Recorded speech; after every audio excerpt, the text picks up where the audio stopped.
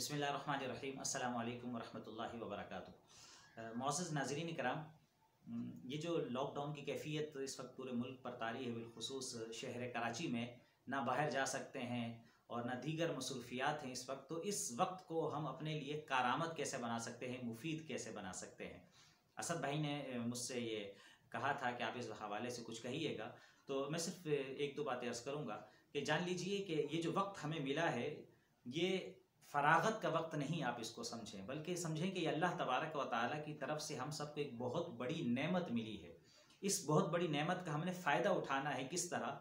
इस तरह नहीं कि रात को देर से सोएं और सुबह देर से जागे, नहीं, रात को वक्त पर सोया जाए, सुबह नमाज फ़जर की अदायगी की जाए और हम एक टाइम टेबल जो है उसको शेड्यूल करें और उसके मुताबिक जितने स्टूडेंट्स हैं वो अपनी पढ़ाई पर ध्यान दें।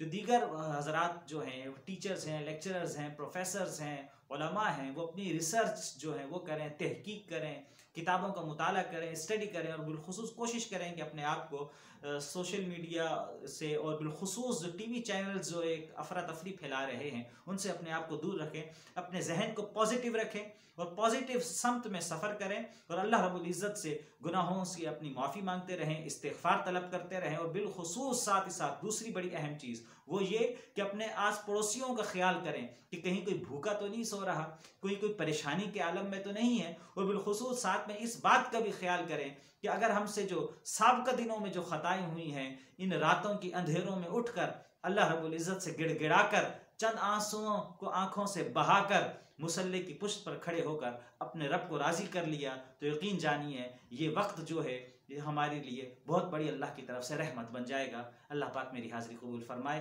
व आखिरु दावाना अनिल हम्दुलिल्लाहि रब्बिल आलमीन।